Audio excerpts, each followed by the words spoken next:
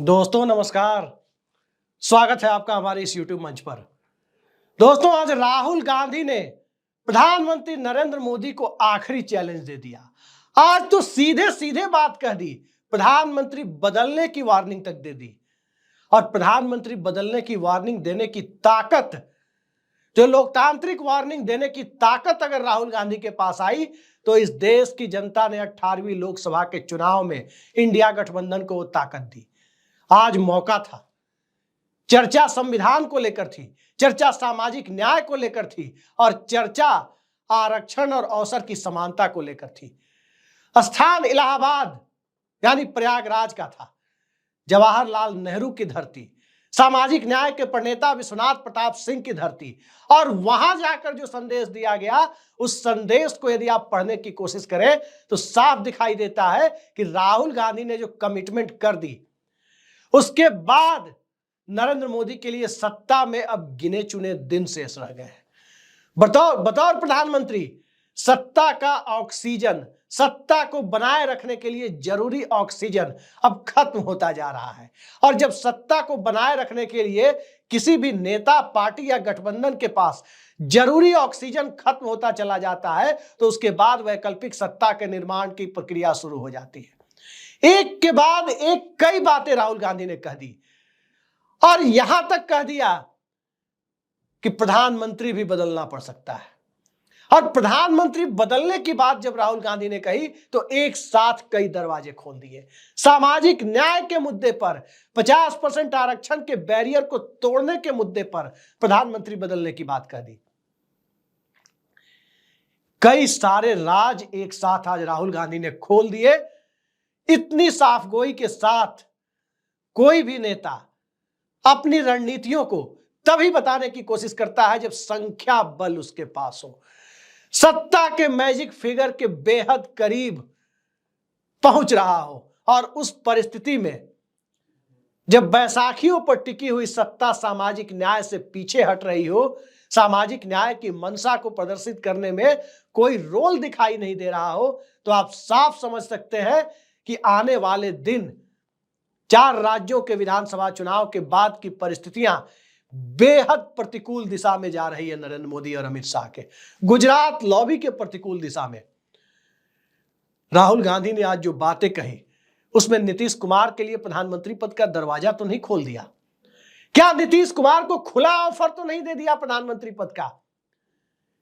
थोड़े कहे को ज्यादा समझिए जो राहुल गांधी ने कहा।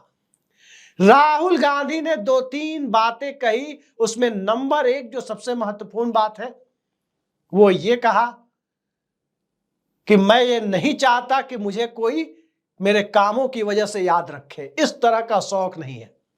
इस तरह का शौक जिनको है उनको पालने दीजिए।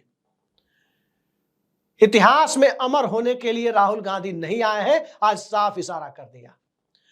दूसरी बात, 100 में 90 के लिए कुछ करना है तो करना है, चाहे जितनी बाधाएं आ जाए। दूसरी महत्वपूर्ण बात जो राहुल गांधी ने कही कि 100 में 90 को सामाजिक न्याय, आर्थिक न्याय उपलब्ध कराने के लिए अगर कुछ करना पड़े, आरक्षण के बैरियर को तोड़ना पड़े, तो वो तोड़ने के लिए सरकार तैयार हो जाए, अन्यथा प्रधानमंत्री बदलना होगा। सभी जानते हैं कि नरेंद्र मोदी इसके लिए तैयार नहीं होंगे। 100 में 90 की बात जब वो कर रहे थे तो उस ऑडिटोरियम में, प्रयागराज के उस ऑडिटोरियम में, सामाजिक न्याय की उस धरती पर पिछड़े और दलित समाज के तमाम बुद्धिजीवी और तमाम नौजवान मंच से लेकर नीचे ऑडिटोरियम में बैठे हुए थे।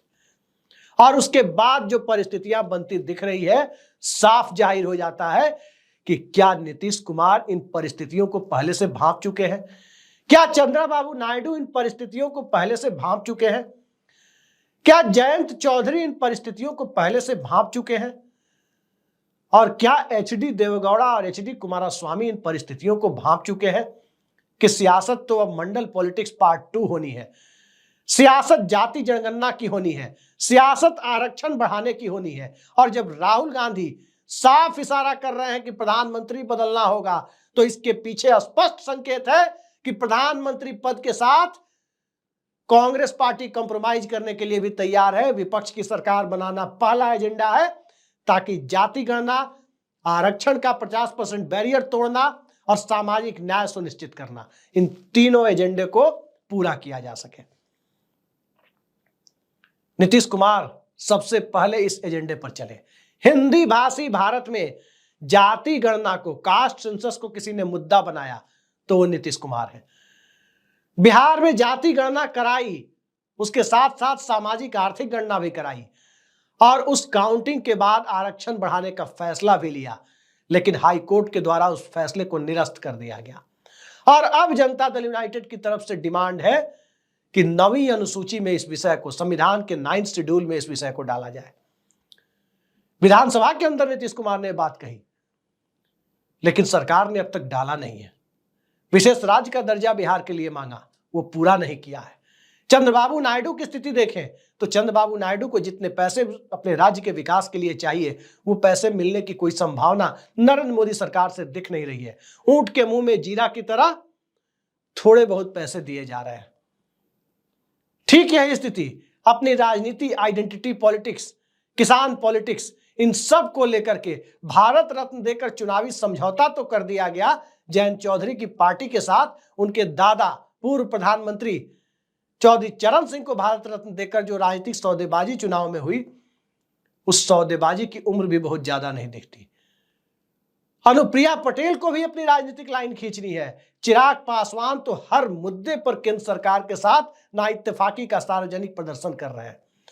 और इस परिस्थिति में जब राहुल गांधी इलाहाबाद पहुंचकर, यानी प्रयागराज पहुंचकर सीधे सीधे सरकार को चैलेंज कर रहे हैं, सीधे सीधे प्रधानमंत्री बदलने की बात कर रहे हैं, तो जनता के बीच ये एहसास शायद इंडिया अलायंस को हो चला है कि कहीं इस वजह से तो सरकार केंद्र में नहीं बन रही विपक्ष की, कि कांग्रेस पार्टी प्रधानमंत्री पद की हठधर्मिता पर अड़ी हुई है। ये अंदेशा भी राहुल गांधी को है। दो बातें जनता के बीच साफ साफ जा चुकी है लोकसभा चुनाव के बाद से। 4 जून की संध्या से जो इस देश में दो बातें सबसे ज्यादा पहुंची है, उसमें नंबर 1 कि नीतीश कुमार ने जनवरी के महीने में भारतीय जनता पार्टी के साथ जाने का फैसला नहीं किया होता तो नरेंद्र मोदी प्रधानमंत्री पद पर नहीं होते। नंबर 2, कांग्रेस पार्टी ने प्रधानमंत्री पद की जिद छोड़ दी तो नरेंद्र मोदी को सत्ता से हटाया जा सकता है।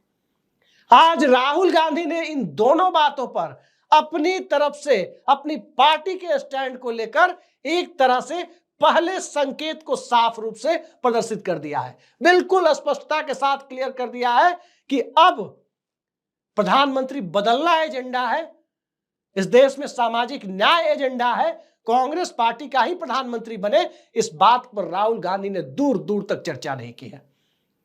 बहुत सारे लोग ये कह रहे थे कि राहुल गांधी खुद प्रधानमंत्री बनना चाहते हैं। बहुत सारे लोग ये भी कह रहे थे कि मल्लिकार्जुन खड़गे अगले मनमोहन सिंह हो सकते हैं, यानी इंडिया गठबंधन की तरफ से प्रधानमंत्री बनाए जा सकते हैं। ममता बनर्जी और अरविंद केजरीवाल की भी यही इच्छा थी।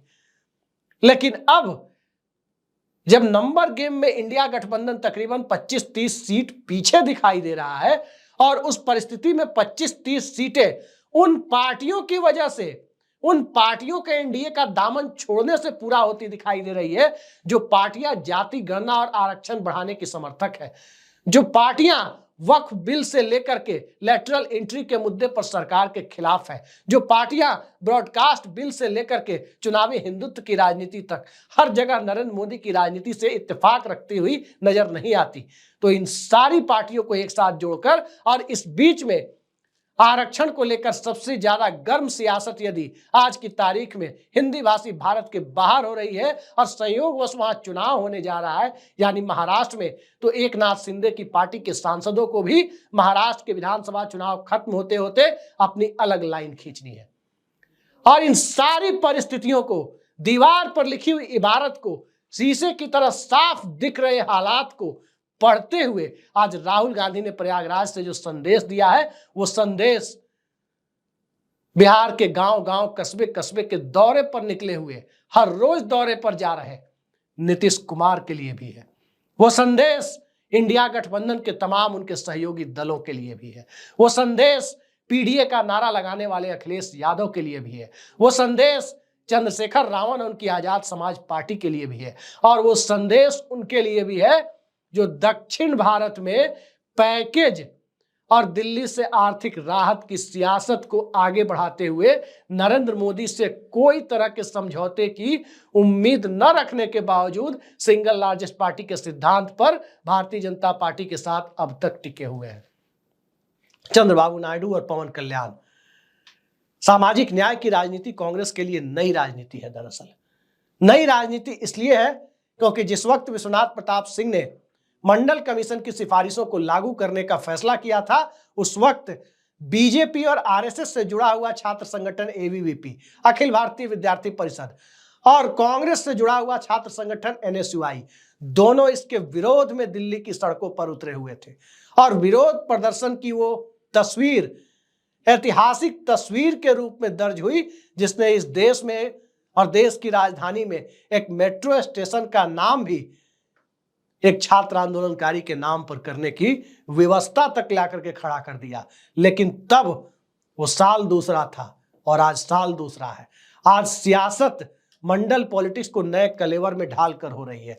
तब सियासत कांग्रेस पार्टी की जात पर न पात पर मुहर लगेगी हाथ पर की हो रही थी। लेकिन अब धर्म की सांप्रदायिकता की राजनीति और उसकी काट के लिए जब जाति की राजनीति सबसे बड़े अमोघ अस्त्र के तौर पर सामने आ रही है, तो इस अमोघ अस्त्र के बीच राहुल गांधी का नरेंद्र मोदी को आखिरी अल्टीमेटम, प्रधानमंत्री बदलने का अल्टीमेटम, यह साफ इशारा करता है कि कांग्रेस का एजेंडा अब सिर्फ और सिर्फ दो है।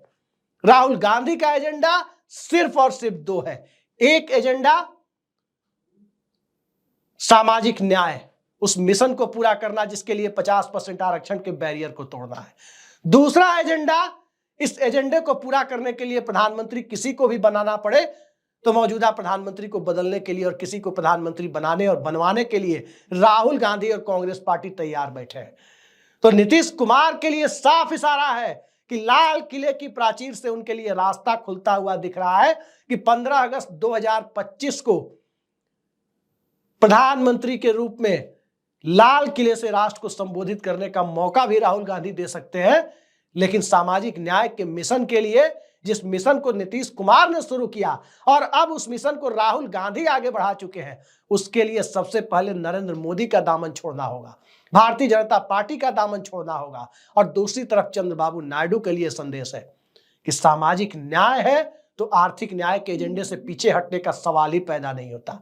तो इन दो तरह की परिस्थितियों के बीच आज जो राहुल गांधी ने साफ अल्टीमेटम दे दिया, सीधा चैलेंज दे दिया, उसके बाद अब दिखाई दे रहा है कि यह सरकार चुनावी हिंदुत्व बनाम सामाजिक न्याय के द्वंद्व में ही नहीं फंस रही, बल्कि उस द्वंद्व में खुद के साथ साथ सत्ता और सियासत को भी फंसा चुकी है। और उससे निकलने का रास्ता आरएसएस की विचारधारा में वर्षों तक तपने के बाद फिलहाल मिलता हुआ दिखाई नहीं देता। तो देखते जाइए होता क्या है। संदेश बहुत बड़ा है और इस संदेश को पकड़ने के लिए बहुत सारी चीजों का अभी और सामने आना बाकी है। प्रयागराज से जो संदेश सामने आता है, उस संदेश को दूरगामी असर होते हैं। प्रयागराज नहीं और प्रयागराज के उपचुनाव नहीं, अमिताभ बच्चन की छोड़ी हुई सीट पर हुए उपचुनाव ने हिंदुस्तान की सियासत का चाल, चरित्र और चेहरा बदल दिया था। प्रयागराज की धर्म संसद ने ही भारतीय जनता पार्टी ने अयोध्या मुद्दा व्हिप के साथ साथ अपने हाथ में लेने का फैसला किया था और उसके बाद सियासत बदली थी। तो प्रयागराज की धरती से राहुल गांधी ने जो शंखनाद किया है, उस शंखनाद के बाद नरेंद्र मोदी की सत्ता हिलती डुलती ही नहीं, बल्कि नरेंद्र मोदी के हाथ से सत्ता और बीजेपी की सियासत दोनों के एक साथ फिसलने का खतरा पैदा होता हुआ दिखाई दे रहा है। आगे आगे क्या होगा इस पर हमारी पैनी नजर बनी रहेगी, लेकिन आज का संदेश तो यही है। आज के लिए इतना ही। नमस्कार।